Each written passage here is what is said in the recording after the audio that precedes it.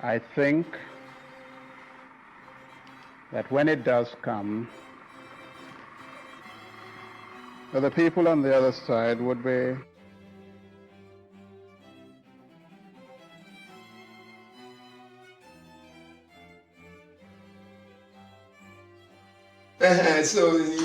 so people were waiting now, and when the statement was made, everywhere thundered, everywhere shout Biafra, Biafra, because before even that they have accused Easterners of going to form Biafra. So we were all waiting. Immediately they declared it. We were happy that we have come back.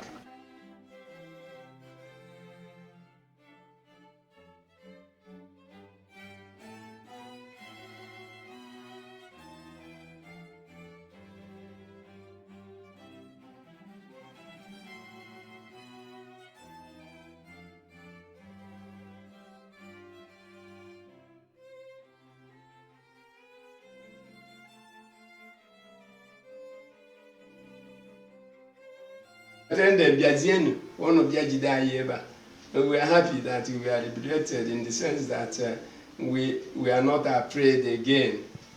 So after some time, that's why I said I didn't go to army, but I was in Red Cross. We formed our own large Red Cross community, knowing that the war, Ojukwu warned everybody that this war is not a small thing. Say that you must not support war, but since these people are in intransigency, they never agree on peace, then we left with no alternative. The university graduates said we must fight, that they want fight, without thinking of what have we, do we have a lot of weapons, or don't we have? We have not even anything then than what was left of Eastern Nigerian military. So that's why nobody like to mention what he saw or what he did, but it was the readiness of the people that pushed Ojukwu. No, Ojukwu is rich. He came from a very rich family, and the Papa trusted him that he would be managing his business when he was coming out. He joined the army without even knowledge of the family. Because Papa was annoyed. He said, Emeka na se no nya ye nelu mi ife manye. Ojebe ami, nata park wazen moto eba, nata ka nebe moto ka o take over na nata. Na he thought onye jere ami ya nata. It's impossible na he may not be back.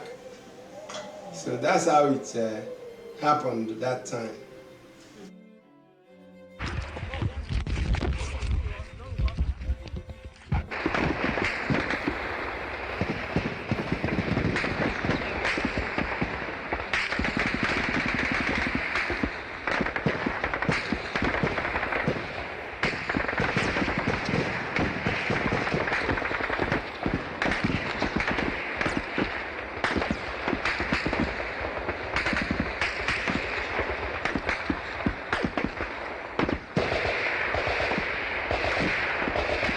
Of it now. The point is that even the president, even more than that, a lot of things happen between the child and mother, because some mothers threw away their children, some mothers threw away their children and ran away. And so it's a very serious thing that even we who did not fight combatantly, we are still thinking that people will less when we came out, because a lot of things happened. And even what I know is that the Biafrans were very careful. And before, a saboteur who was first come was Ifeajina, who don't want a war. And Ifeajina was an army officer then. Then finally, the people who used that weapon know what they did, and because of winning, finding a way of escape would result in anything. That's why I was analyzing it and said that, even if I'm the head of state and these people are warring, they can use weapon or chemical weapon to fight enemy. because nobody recognized us. And whatever they did, no, the human rights will not fight because they don't know the place. So that's why it's very serious. And for me, I don't like to see war. But this story,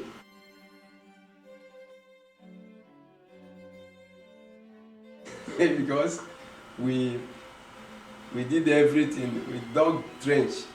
On this highway, you see, people will come and in group and do trench like 1 mile, throw the sand away. You see Kota, when they come, you will see them. All of them will go inside.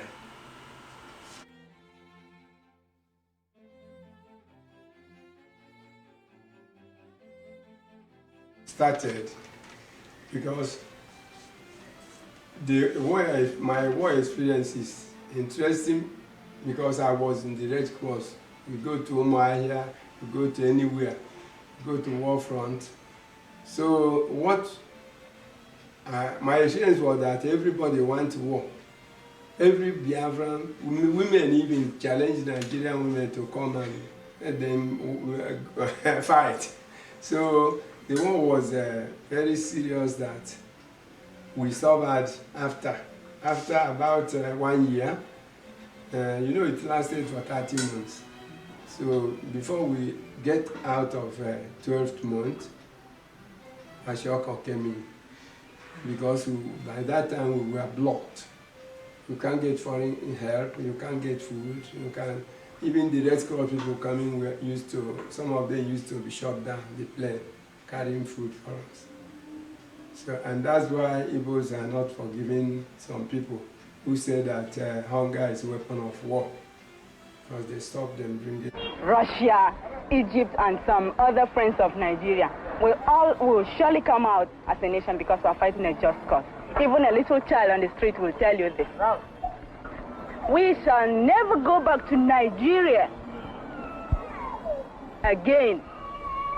God's grace will surely emerge as a nation. And so, as far as this war continues, we'll fight to the last man.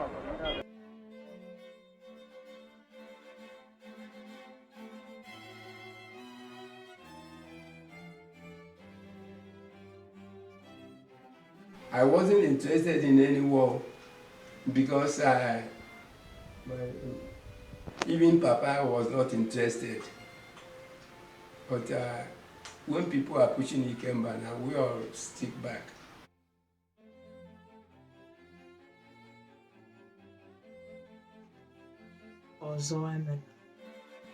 So there are so many tales that I could tell, recounting my family's experience with the Biafran War. But there's one thing that my dad has told me that really stays with me, and that's the fact that his uncle, who had been sponsoring his education, and the education of many others in my family, was killed in the north during the programs that killed many Igbo people and led to the exodus, the mass exodus of Igbo people back to the east, which then became Biafra. When my dad was 10, his hometown was bombed. He had to travel with his younger brother to take shelter with his mom and baby brother at his grandmother's compound. He trekked for miles through woods and across different villages while bombs were falling, at times carrying my uncle on his back because he was too small to keep up. He only told us this a few years ago, but when I think about who my dad is, the way he has been my entire life, it explains a lot. My grandfather had just started his family when the war broke out. He sent his family back to the village and returned back to Enugu, where he worked as the Accountant General, Ministry of Education, East Central Region, headquarters Enugu at the time, hoping the war would subside. Unknowingly for him, the war got even worse, to an extent that he was attacked and even shot on his leg. He was rushed to the hospital. From the hospital, he ran back to the village for his life, with none of his properties or his certificates, nor any of his credentials. This explains why my grandfather suffered adverse hardship and frustration, because his bright career was cut short. One of my earliest memories of the Biafran War would come from my grandparents, Mazi Philip Okereke and his wife, Messi Okereke. My grandfather was a journalist. He literally had to travel through lots of states with my father and his brothers and sisters, and trying to tell stories, and it's something I relate to now being a journalist myself. My grandmother, on the other hand, was a nurse, and she literally left her family for days to ensure Biafran soldiers and individuals were alive, and I just value it a lot. My father didn't talk much about the Biafran War growing up, but as I've gotten older and have asked questions, it's something that he talks about with a childish admiration when he thinks about the prospects of what it could have been, and then also something that he shudders in fear and disdain when he thinks of all the hurt and suffering. I had an uncle who was a Biafran soldier who said that if Biafra came to pass, it would have been the United States of Africa. Ozo Emena. One of the tragedies of the Nigeria-Biafra civil war is that the Nigerian government has not yet addressed some of the fundamental issues that led to the war. And that is why in today's Nigeria, some of those things are still causing problems and arrests from time to time. I think it's important that we have honest conversations about the war, talk about them, teach them in schools. That way we would learn and then try not to have history repeating itself. My name is Chimee, and I live in St. John's, Canada. While I was growing up in Enugu in the early 2000s, a group of men called the Masob were popular for civil disobedience and for hoisting Biafra flags. So my first notion of Biafra was of stubborn, middle-aged, delusional men who wanted something they could not really have. But when I grew older and became more interested in history and started to explore my culture and identity, I began to understand how the war had influenced and shaped my being and situation as an Igbo man living in Nigeria. So I read books by Frederick Forrest, I read the book by Adichie, and I read essays by Achebe, and I started to understand the situations that led to the war in the first place.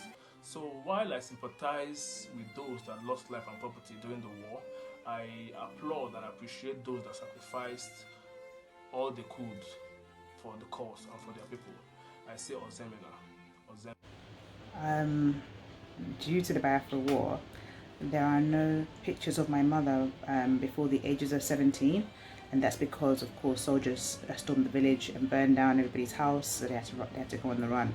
So it's almost as if her life didn't exist before 17, almost like she wasn't alive before then, which obviously is not possible. So there's no trace, as part of her record, her history, her life, gone forever. It's very, very disturbing, actually. This is war.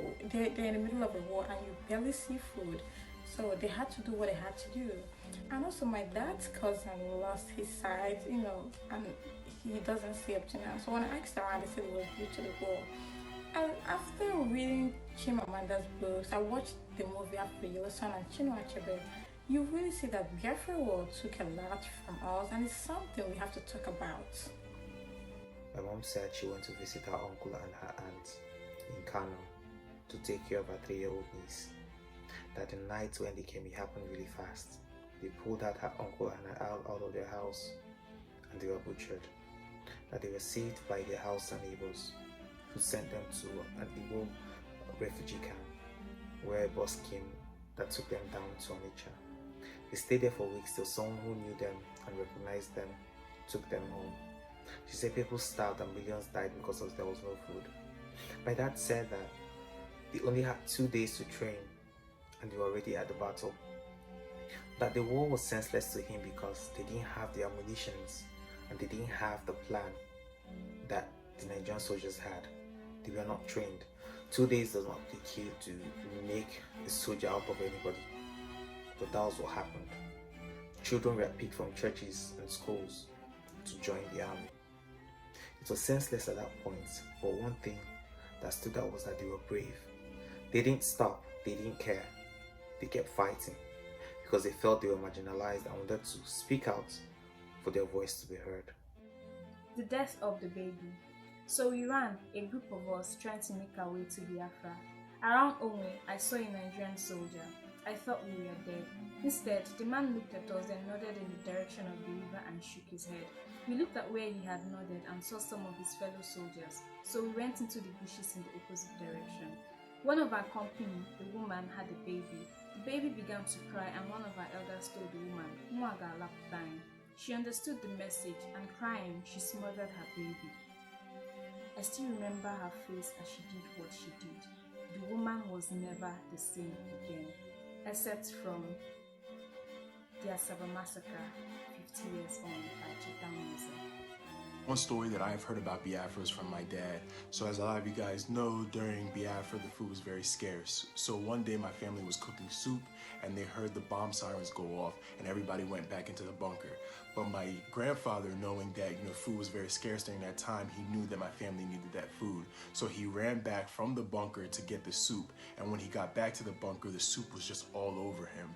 So for my dad, that was a really defining moment because that defined to him what a father should be able to do for his family and that sacrifice. So that really meant a lot to him, and hearing that story meant a lot to me. Each time I hear about the Biafran War, I like to regard the Biafran War as a planned anarchy. And I would like to talk about my uncle, who is my distant relative. His name is Mr. Camillus. So Mr. Camillus lives in my village and he comes to my parents' house once in a while. So up till today, Mr. Camillus cannot hear and Mr. Camillus cannot speak. He has lost the entire capacity to do all these things. This was as a result of what he suffered from the war. There's something they call bomb shellings. When helicopters and war jets hover around, something happens and it makes you lose your senses.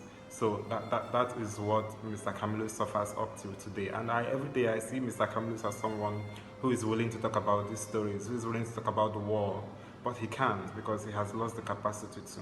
My mom will always say the reason she can't eat some food, it's because of her experiences during the Civil War.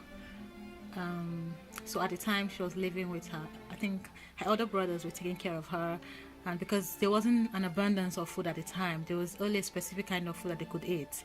And so she would say she grew up eating a lot of yam and like palm oil, and then it became her favorite. Not because it was something she really wanted, but because at that time that was something she ate a lot and she got used to. The Nigeria-Biafra War represented a very dark past for the people of the Southeast, and as we honor the people who are fallen heroes, I've often wondered if the war had lasted beyond 1970. My parents may have been killed and I may not have been born. So the effect of that war is still with us. It's great that we have this remembrance. I think it's great that every time we have to look back, but I think now we have to start looking back and really paying attention and seeing what we can do that wasn't done in that time, basically. Time and who have specific insights to share, and it's just been so fascinating doing that. And I think it's something that we should keep talking about. It's something that we should celebrate.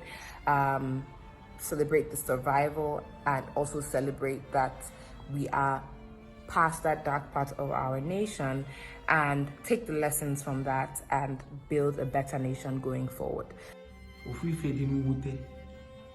Basalo Nigeria-Biafra Civil War. But Nigeria ka chekọtara ife mee n'agha nwa na ihe kpatara iji wee nụ agha ka ewelie wee mụta ife. Ekwesịrị na anyị ga na-akpa nkata maka agha nwa, ekwesịrị na anyị ga na-akụzi n'ụlọ akwụkwọ, ekwesịrị na onye ọbụla ga-agbakọta ọnụ n'ikwu maka agha ka a na-akụzi ka ewelie mụta ife. Ihe kpatara iji wee nụ ọgụ anwa ka a kwụsịa. Ọ bụ na anyị mere etu a, ị maa na ya bụ ihe nwere ike imekwa ọzọ. Ọ bụkwa ihe njọ rie nne.